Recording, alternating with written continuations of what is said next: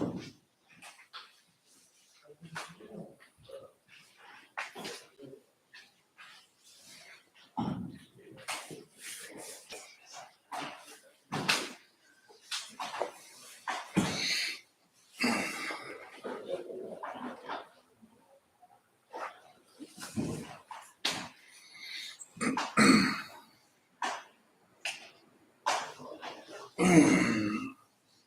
everybody. How you doing? So many new faces. I love it. We're going to get started here in about 60 seconds. But before we start, I just wanted to say welcome, and I'm happy to see you all. So I think this is the first time, like ever, because we also host this class online. And there's usually a few online people, but not right now. That's okay. We still put it up on YouTube in case they want to watch it later.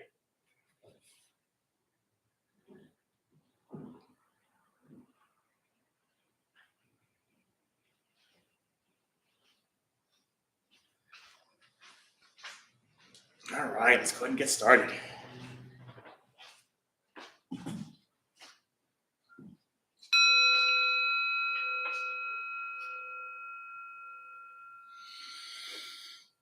Welcome, everybody, to the Wednesday Loving Kindness Meditation. My name is Alex. It is wonderful to be here with you all, like it is every week, because we do this every week. So I talked to a couple of you already. This is not your first time, but you're like your second time here. Your first time here. Anyone else is your first time here at the Dharma Bum Temple? Awesome. How did you hear about us? I just looked up on Meetup. Oh, Meetup. Okay, nice. My son brought me. Nice. Good job. And yeah, what my brother told me about. Again, thank you. Hi, welcome. And so just really quickly, if your feet don't reach the floor fully, like they can't reach, they're not like flat on the floor, you can always put your feet on a cushion. So they have cushions here, and they have cushions in the back there if you want to use a cushion, just to make sure that your feet kind of rest flat on something. So this is the class on loving kindness, or the meditation on loving kindness, which is what we're going to do tonight. And the word that we're talking about, I guess you can call it the Buddhist word, although there isn't a language called Buddhism. The language is called Pali, and Pali is a liturgical language from early in like the 2nd or 3rd century, that all these Buddhist texts were written on. In the Buddhist time and 500 years afterward, everything was, or it was an oral tradition. It was an oral translation of sutras from one generation to the next generation, because people were pretty much illiterate at that time. There wasn't a high literacy rate, and that was just the way that they transferred the teaching from one person to another. And it continued that way, this oral tradition. And if you ever read the Buddhist sutras in the Pali Canon, you'll see that they have very much a repetitive nature to them. And that's because it was an oral tradition. So if you're saying to yourself, oh, I just kind of read this, and just repeating it over and over, that's why they're doing that, right? Because it was an oral tradition at first. Anyway, in this language, in this Pali language, which is pretty close to what the historical Buddha spoke, the word that we're talking about is metta, M-E-T-T-A. And this is a very kind of all-encompassing word, so that when it gets translated, or when it got translated to English 2,500 years later, they just chose the word loving kindness. But it's really a lot more than that. And it's important that we kind of explore a little bit what this word means. And so when we're doing our meditation on loving kindness, we can kind of contextualize it a little bit better. And so it could mean simple loving kindness, unconditional friendliness, goodwill, and it's simply a wish to be happy. It's a wish for ourselves to be happy. It's a wish for others to be happy. And just as importantly, it's a wish for ourselves and others to do the things that cause happiness, right? So you might be asking, well, what are the things that causes happiness?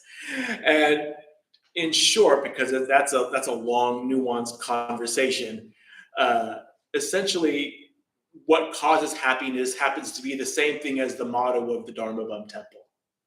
And the motto of the Dharma Bum Temple is think good thoughts, speak good words, do good deeds. So that's all we're really trying to do here. Think good thoughts, speak good words, do good deeds.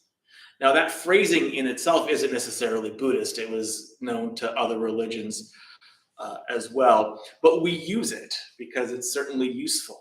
And we want to make sure that our intention is skillful when we're wishing happiness for another person. And we need to understand that because we're going to do this practice for everybody, but you don't like everybody. And I understand that you don't like everybody, and you don't have to like anybody. And in Buddhist, we use words like a benefactor and enemy. And so an enemy, for example, is just anyone who annoys you, right? Anyone you have any kind of, disagreement with, right? Whether it be little, whether it be great big disagreements, you hear this term a lot, your mortal enemy. And so the thing to understand about this loving kindness word, this metta, is that metta is absolutely non-harming in nature.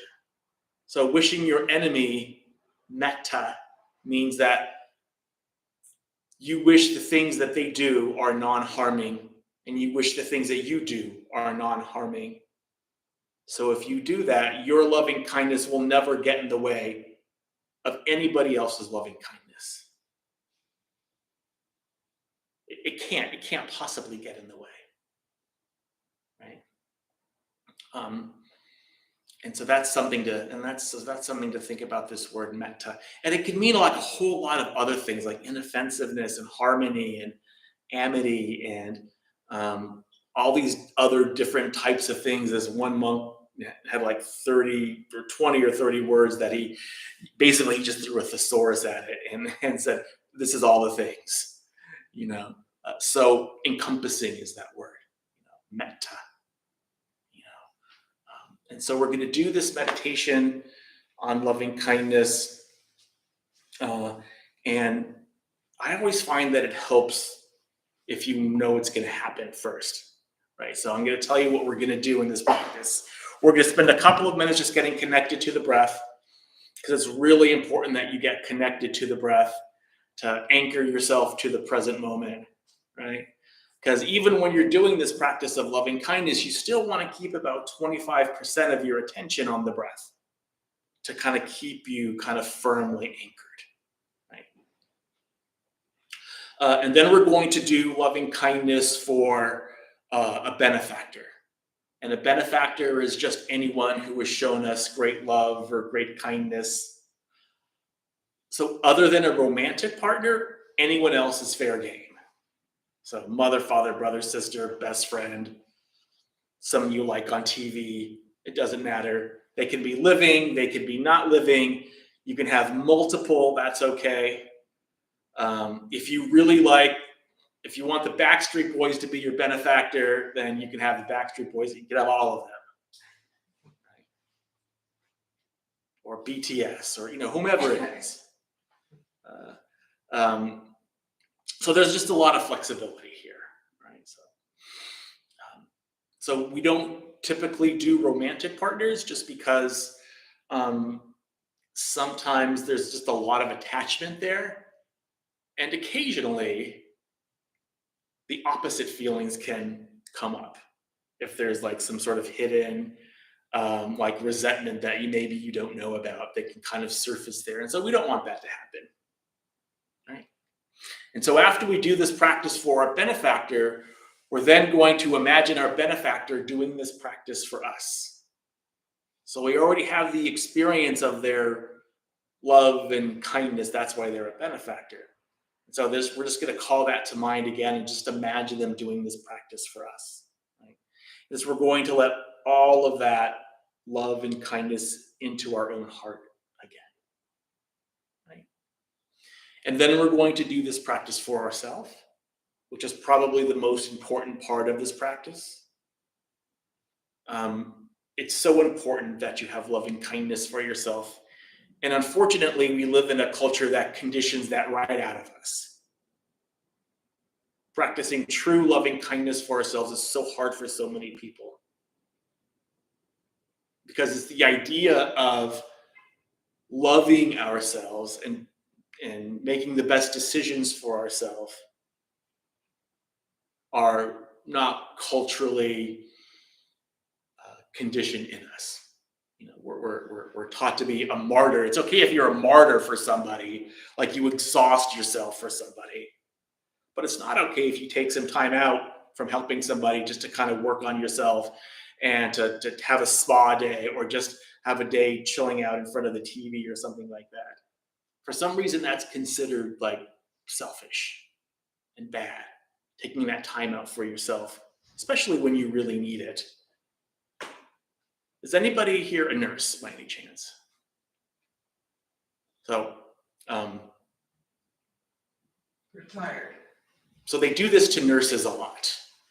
So nurses are naturally very empathetic, and a lot of times hospital management, nursing management will play on that empathy to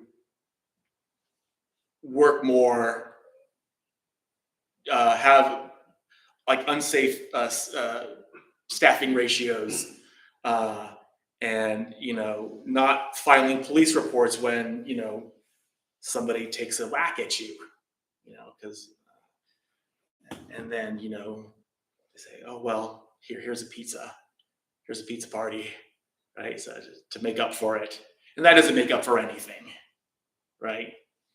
And so it's okay, like for a nurse to take on a lot of the pain and suffering, right? That's part of their empathy. That's what part of it makes them a really, really good nurse. But they're not taught to offload that. So it's okay to take it on, but you need to offload that. So offload that by taking a walk on the beach, or going hiking, or just vegging out in front of the TV, or just taking some time away, or meditating, or whatever that is. And so that's just one example of how of the cultural expectations on us. And so what we do in this meditation is kind of, on one hand, go against all of our natural tendencies,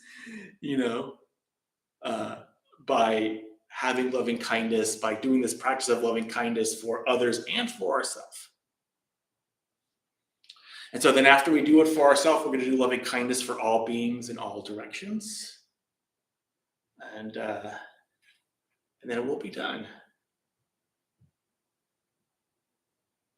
So what I'd like to do before we actually start is read the Buddha's own words on loving kindness. And in this Metta Sutra or Metta Sutta, sutta or sutra is just a teaching.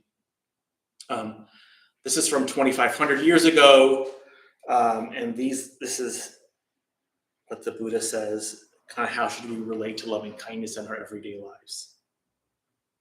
He says, "This is what should be done by one who is skilled in goodness and who knows the path of peace. Let them be able and upright, straightforward and gentle in speech, humble and not conceited, contented and easily satisfied, unburdened with duties and frugal in their ways, peaceful and calm and wise and skillful, not proud or demanding in nature. Let them not do the slightest thing that the wise would later reprove, wishing, in gladness and in safety, may all beings be at ease. Whatever living beings there may be, whether they are weak or strong, omitting none, the great or the mighty, medium, short, or small, the seen and the unseen, those living near and far away, those born and to be born, may all beings be at ease. Let none deceive another or despise any being in any state. Let none through anger or ill will wish harm upon another. Even as a mother protects with her life her child, her only child, so with a boundless heart should one cherish all living beings, radiating kindness over the entire world, spreading upwards to the skies and downwards to the depths, outwards and unbounded, freed from hatred and ill will, whether standing or walking, seated or lying down, free from drowsiness, one should sustain this recollection. This is said to be the sublime abiding, by not holding to fixed views, the pure-hearted one, having clarity of vision, being free from all sense desires, is not born again into this world.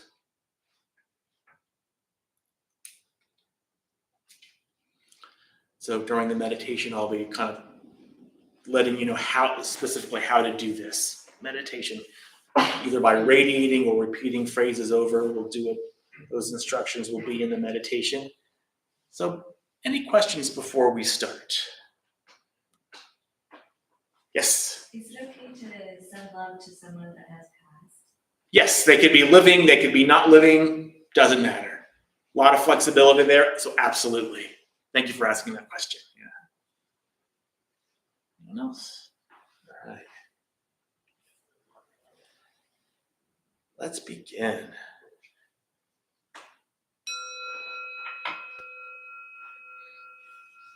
So just allow your eyes to close, making sure you have that nice and comfortable and sustainable seated position so you're not likely to move around too much. And when we sit like a Buddha. And you can even imagine yourselves as a Buddha sitting underneath your own tree of enlightenment. Because historically, each Buddha has their own tree of enlightenment. So you can choose any tree you want. Just imagine yourself sitting at the foot of that tree, ready for the day's abiding. So at first, to get connected to the breath, let's just take a deep breath all the way in. And all the way out. At first, not forcing it, letting the breath be quite easy and quite natural. And you can focus on your breath at the base of the nostrils, feeling the air go in and out as you breathe. Or, if you want, you can follow the breath all the way in through the nose, into the heart, and into the belly. And on the exhale from the belly to the heart and out through the nose again.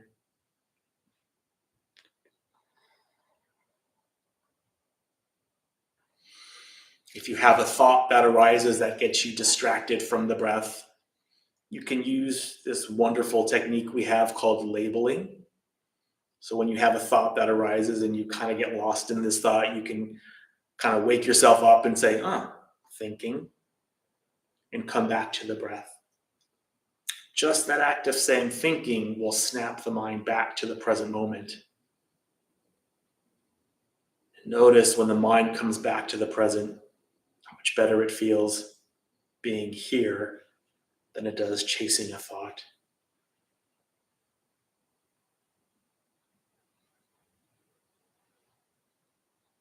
So just for the next few moments, let's just rest as gently as we can in the sensations of the breath.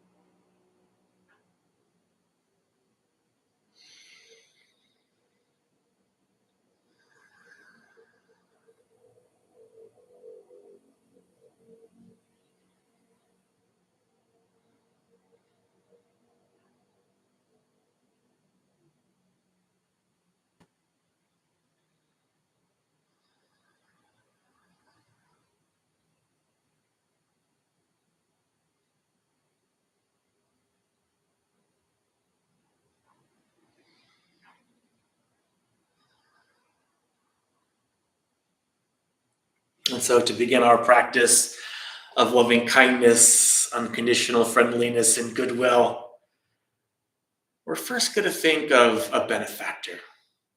And again, a benefactor is anyone who has shown us great love or great kindness, someone that's really easy to have these feelings for. And to do this practice, we're either going to just radiate loving kindness towards them, and however you understand that word radiate, like maybe a beam of loving kindness going from your heart to theirs. This beam is different colors, and maybe it's pulsating and maybe it's warm or something like that. You know, you have a lot of flexibility here. Or if you prefer, you can just repeat phrases of loving kindness for them. Phrases like, may you be happy. May you be safe from inner and outer danger. May you be well in body and mind. May you be at peace and live at ease in this world. Or any phrase that has a loving and kind intention that will be fine.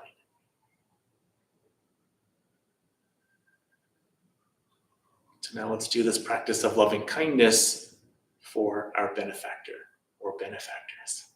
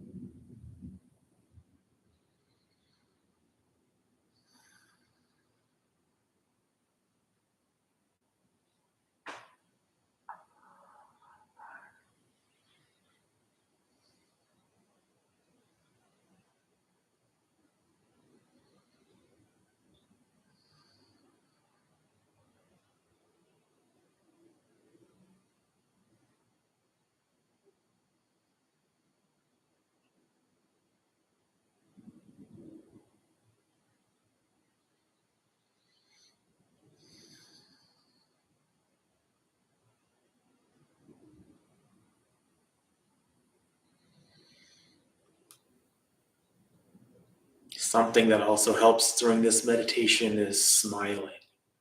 Smiling puts the mind in a better mood. So if you can do it, it always helps to smile when you're doing this meditation.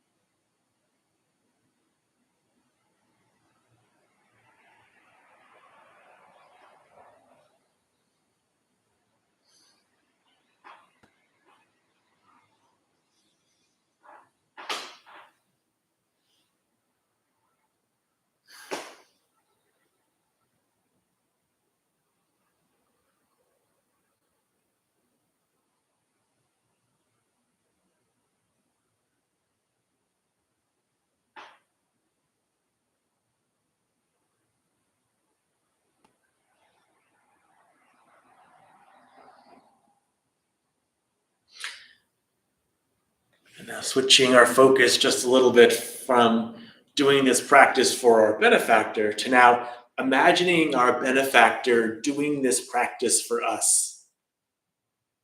Again, you can have the same benefactor, a different one, multiple. You already have the experience of their love and their kindness. That's why they're a benefactor. So can you then just call to mind the love and kindness that they've showed you or that you've received from them, and just receive it again.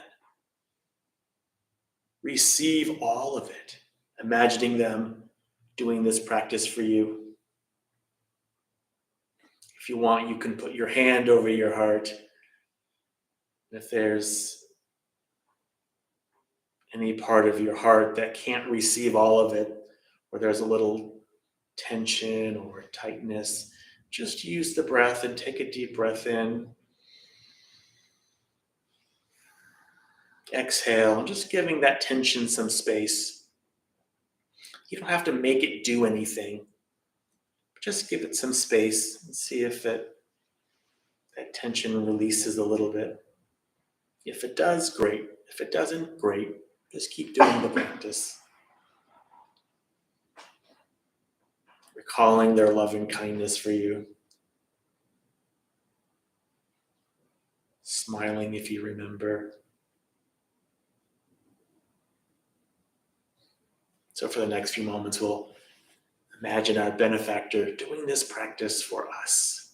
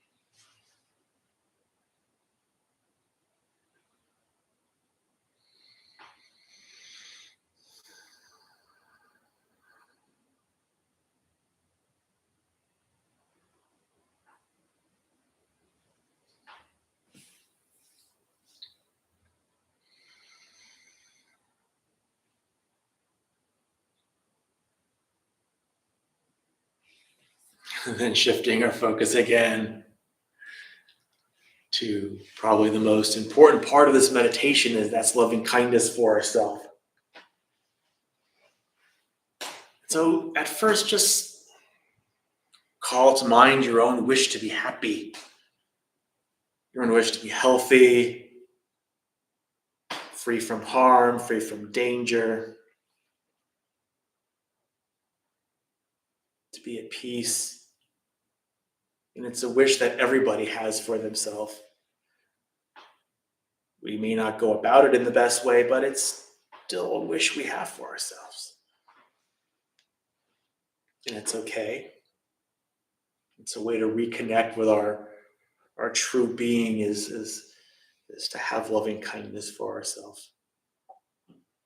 And you can either just imagine your heart getting bigger and warmer, or just sending loving kindness out and back to yourself. Or you can just repeat phrases of loving kindness for yourself, like, may I be happy. May I be safe from inner and outer danger. May I be well in body and mind. May I be at peace and live at ease in this world.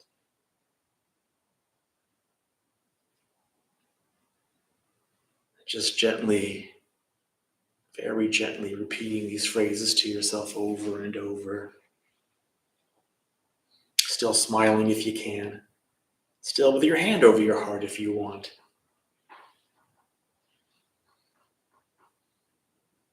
Now we'll do this practice of loving kindness for ourselves for the next few moments.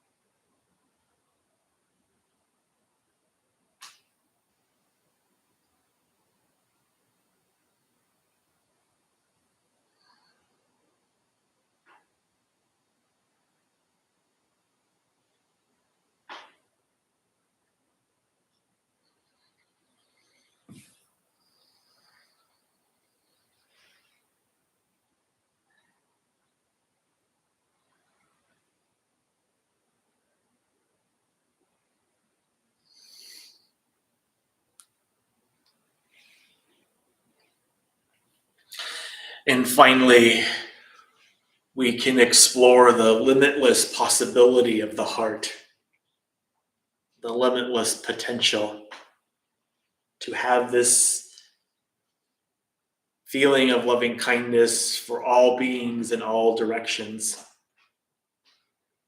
whatever living beings there may be, spreading upwards to the skies and downwards to the depths, outwards and unbounded. May all beings be at ease.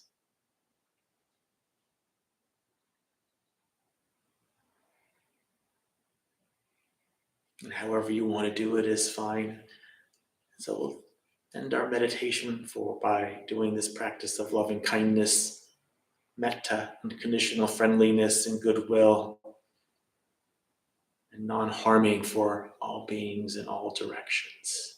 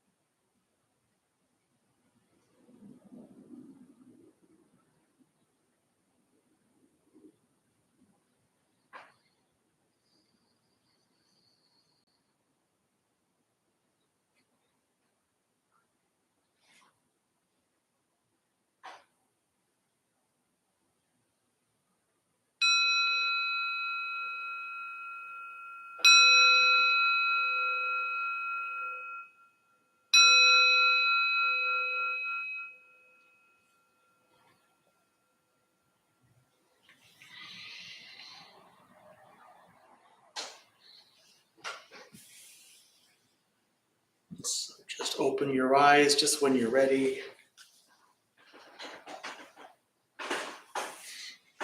And let's just take the next moment or two out in silence as you stretch your arms and you stretch your legs, keeping that mindfulness of loving kindness about you while you do so.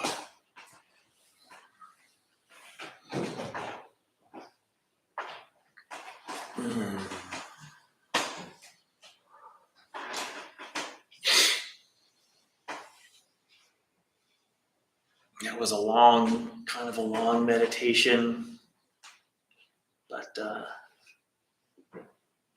going to ask you about your experience here just in about another 45 seconds here. So if you have any questions or comments, just get them ready.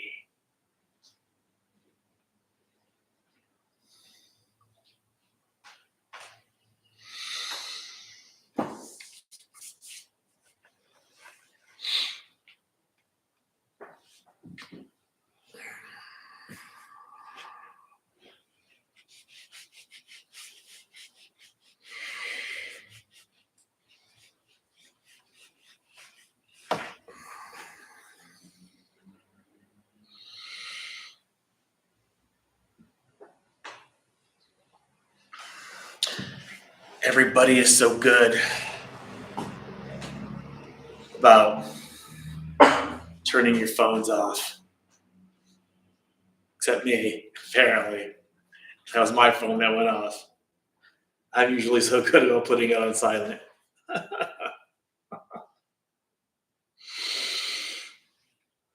That's the kind of sense of humor you have to have in this practice. Because you're going to do some silly things. Okay.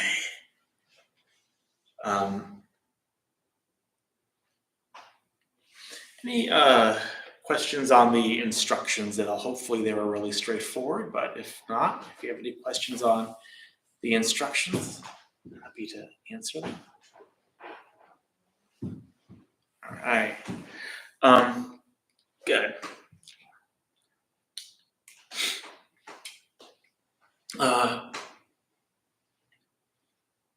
I'm always interested in your experience of meditation. Whether this is your first time here to this particular meditation, or your first time doing this meditation, or you've been doing it for a while. I know it's going to be different every time. Every meditation is always different. Every breath you take is always different. So that's the strategy that we work with here in Buddhism. And that's how we can kind of remain interested in our experience. So I'm always interested to hear what your experience of meditation is. Something that was, wonderful or not as wonderful or easy or difficult. Anyone want to share?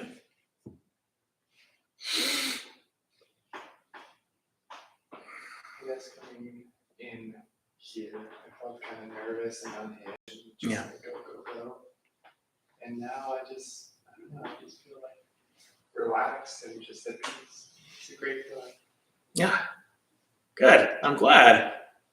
Absolutely. And had you done loving kindness meditation before? I did. You did? Okay. Awesome. Thank you for saying that. What was your name? Dillian. Oh, you were here last week.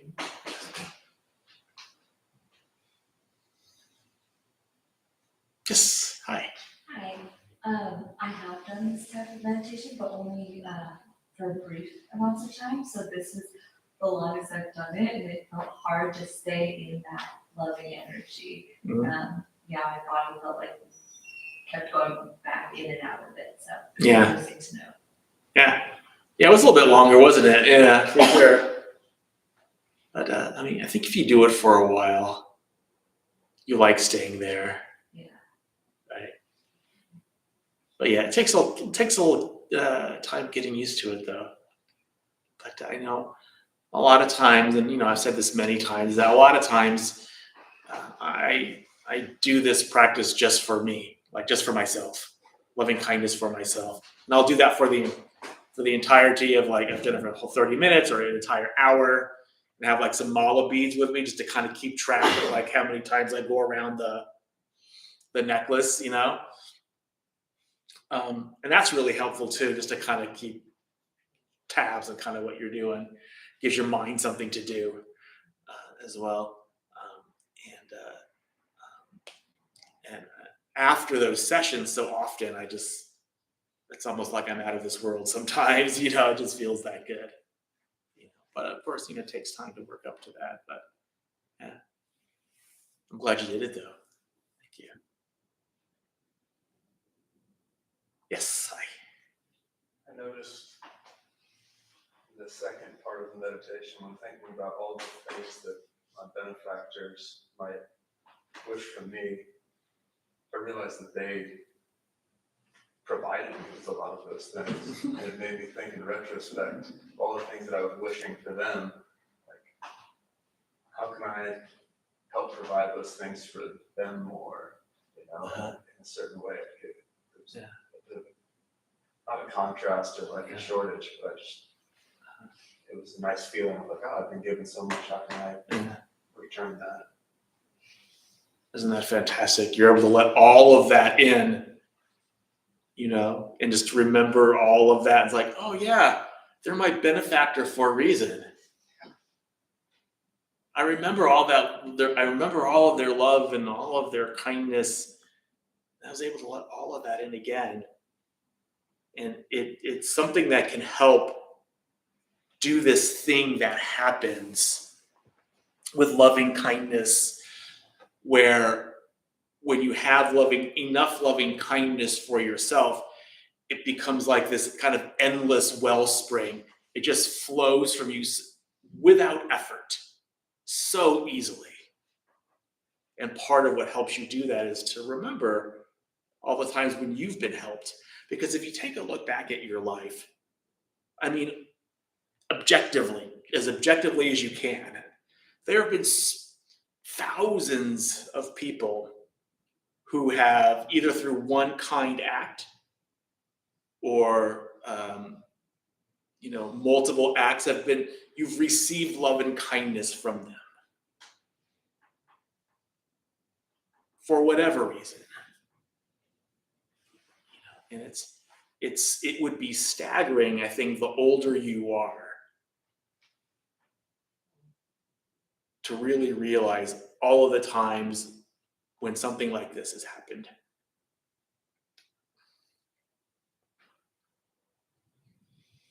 And that's kind of what we try to do, to kind of open our hearts enough to have that realization, because it's there.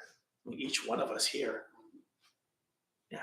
I was feeling that during that thoughts about benefactor. It just felt, maybe because I had my eyes closed, but that the whole room was full of light. Mm-hmm. Yeah.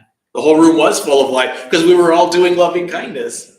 And that's why it's oftentimes for people, it's just so much better to do meditation in a group, in a group, because we're all doing the same thing. We're all doing loving kindness. We're all here for the same reason, you know. So that energy is there. It's and for a lot of people, it's tangible. Like for you, it's like this.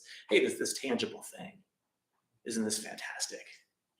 You know, isn't this fantastic, Baxter? So last week I was here, but I wasn't only here, like I had just done the 5th step with 3 other people, and I was like racing to get here, and then my mind was like not here at all. Yeah. But then tonight, it just like, I was just good to go, Mm-hmm. and it was a great meditation. So, you know, sometimes you have those days where it's not as strong, or your mind is kind of blocked, and then other days where it's just like, wow, I feel so wonderful, you know. So, Well, 5th steps are hard, yes, they are. you know. Yeah. Or at least they can be, you know. But after my 5th step, I felt amazing.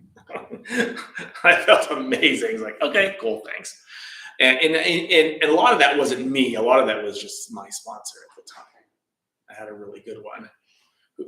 Well, I would say the one that I needed the most. 'Cause, you know- I'm in a step study with a few other people and we're doing the steps together. Mhm. And it just was a little bit difficult.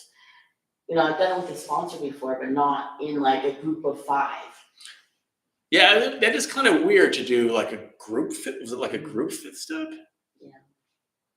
That's weird. So it was like.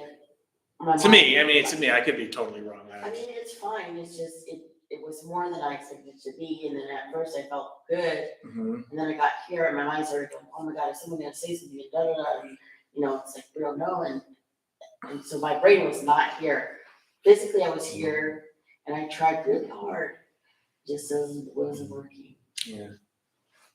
But like other nights, like tonight, it just like flowed, and I feel wonderful, so. That's awesome. Yeah. That's awesome. Yeah.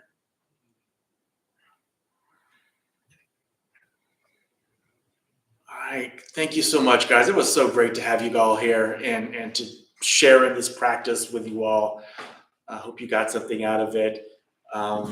So before we end and before we dedicate merit, we're going to have a couple of announcements here from Blaine and for Daryl. Sorry, I said Dwayne. You did. All right. Good evening, I'm your host tonight, Daryl. We opened Jonaville 15 years ago to bring Buddhist practice to those who show up. The people who lead are not nuns, monks, gurus, masters, or teachers. They're simply people bringing their interpretation to others. Almost every night there are different classes by different Buddhist Practitioners. Thank you. There's a recovery sauna several times a week for those who are battling addiction. There's family sauna for toddlers, parents, teachers, parents, toddlers, and teens once a month. And there's a half-day silence on the first Saturday of the month. There's a list of classes above the shoe rack or on the website. And we have a lending library for any of those books that you would like to borrow. Just go ahead and take them and just bring them back when you're done. And thank you. Awesome. Thank you. And thank you all. Let's join our palms together at our hearts, please. And may the benefits of this meditation, this discussion be received by all beings in all directions. May all beings be free from suffering. May all beings be at peace. May all beings be joyful and at ease. May all beings be happy. May all beings be loved and seen for the beautiful, radiant beings that they are, that you are. Thank you for coming.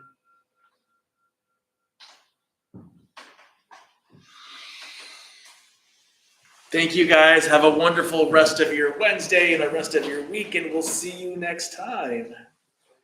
Thank you, guys. Thank you all. Thank you all. It's basically the first step is like writing down things that what you have done, tell other people what other people have done to you, and then the fifth step is reading it all out loud. So it's a lot, yeah. You do it here or? We're not here, somewhere else, but yeah. I'm just curious. Yeah. Very interesting.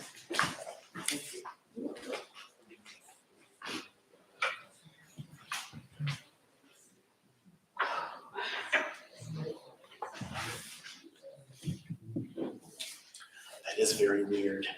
What? The group fifth stuff. Yeah, it's actually, Is that common now? it's more of a coda thing than a, like, drug or alcohol thing. So, like, if you're doing like a dual kind of diagnosis kind of thing. Yeah. Okay. It's a Codependence Anonymous. Right, I know, yeah. But it's, I mean,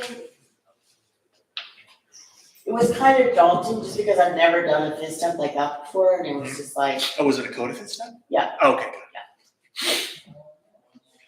I mean, I trust the people that are in the group, but at the same time, it's like, you know, Yeah. you never know what's gonna slip out or whatever. That's At least with the sponsor, you're like, Mhm. this is your sponsor.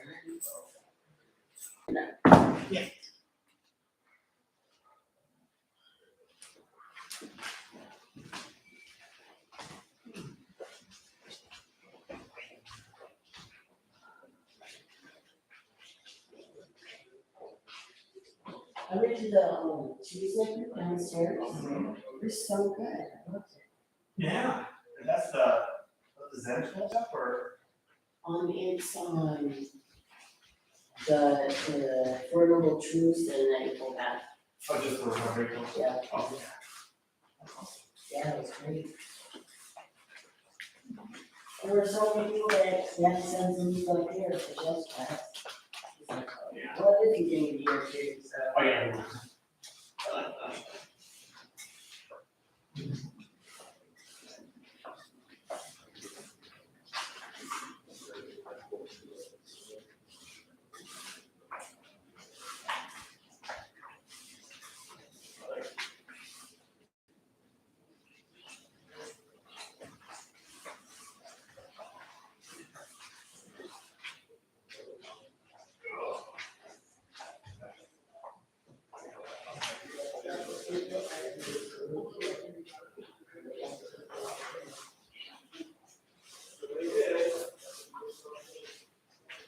Yeah, I was telling myself that. It's like, want to do it.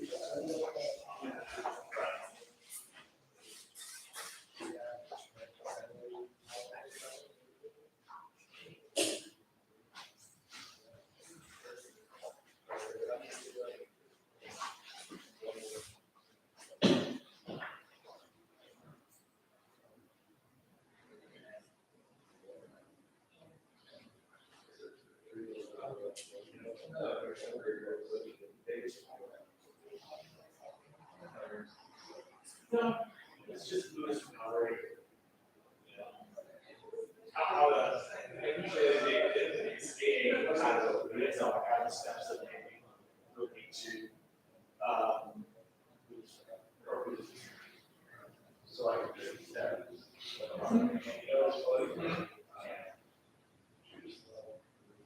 There's a couple of different, there's three different. One that's Zen, one that's. I remember still that.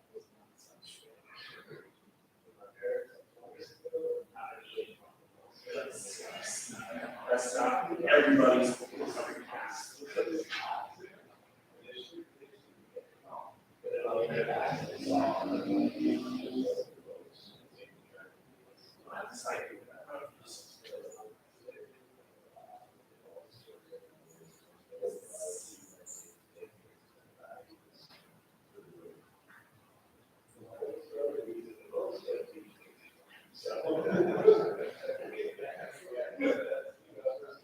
There's always a lot of.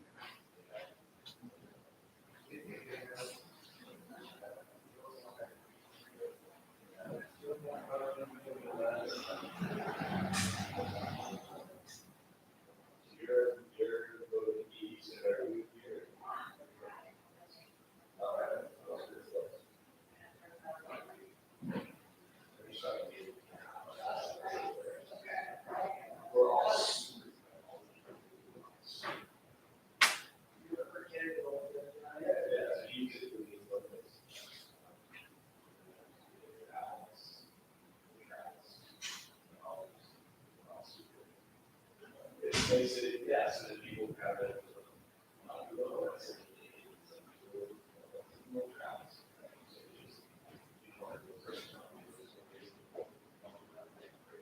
Yeah.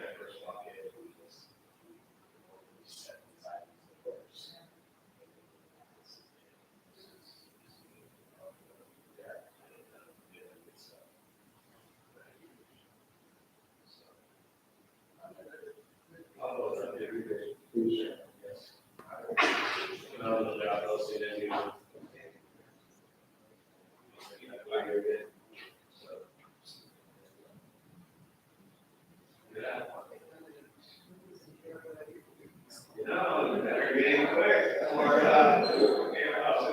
before we start raising our food prices.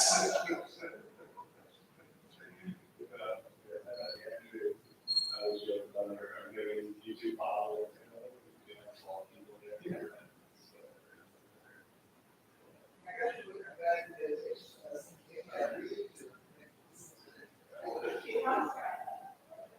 Alright, so you all have not meditation practice? Done it? Well, there you go.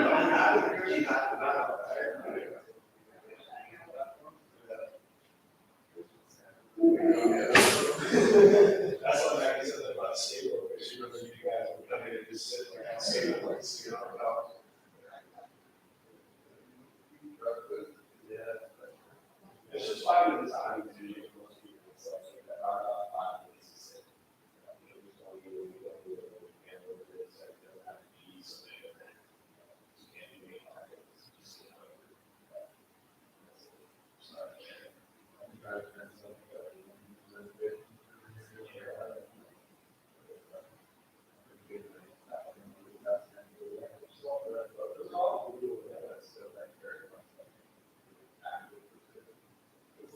You like to look at it, but so you everything has a reason to call it, which is true. It's never, it's we'll be surviving, we'll be left. That's the general. Yeah.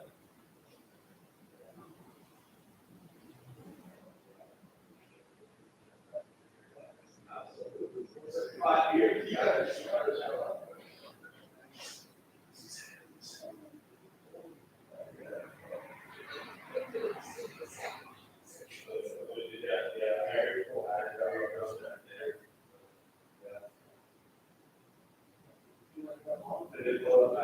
I gotta find the other one, I did pull this one real quick.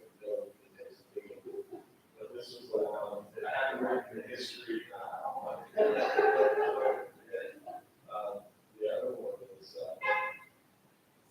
this is the, this is a little history trade with the power stuff. It says, mountains of Denver, it says, more details than the student, and I think, I don't know, 2007.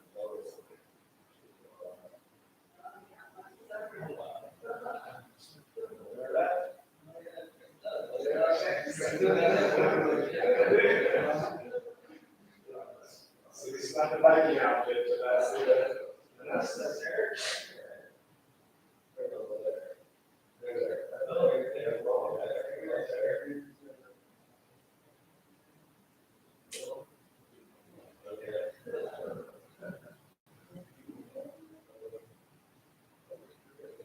And then there was the other guy, the other kind of tall, skinny guy, the other guy. Yeah, he would always, suck really once in a while.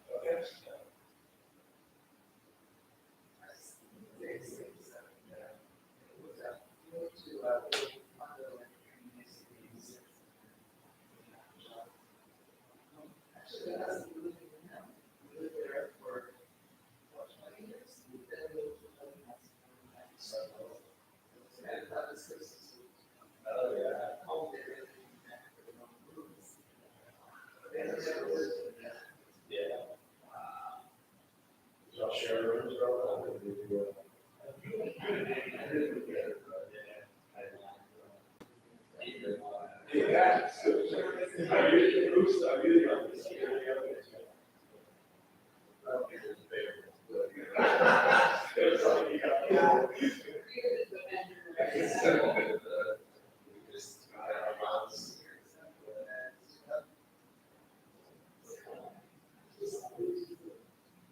So that's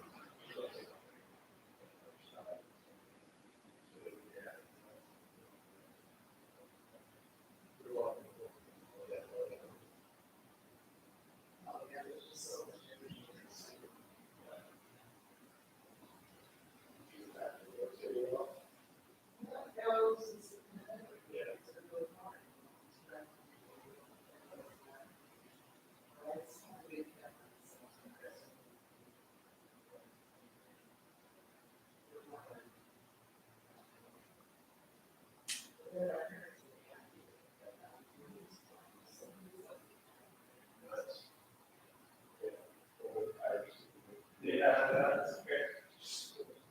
That's okay, just a discipline. So.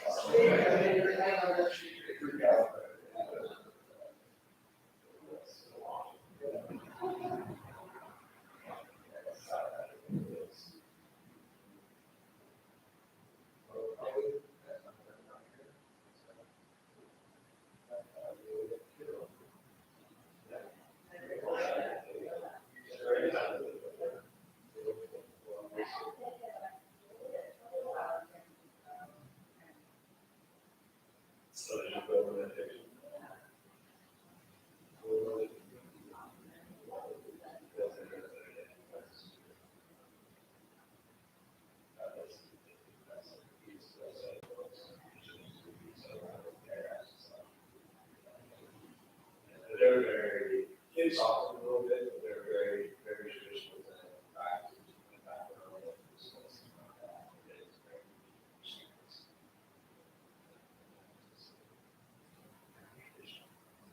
City's terrible.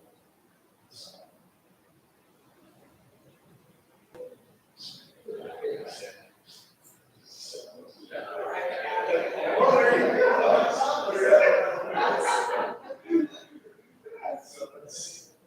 I guess we think about it, starting along there in the center, a lot of kids who know that, but that is the big, that condition that not to walk, that stay, starting kind of like, you said, you were, like, very way, it was, and something that, you know, it was kind of, right. Same one, sure. Yeah.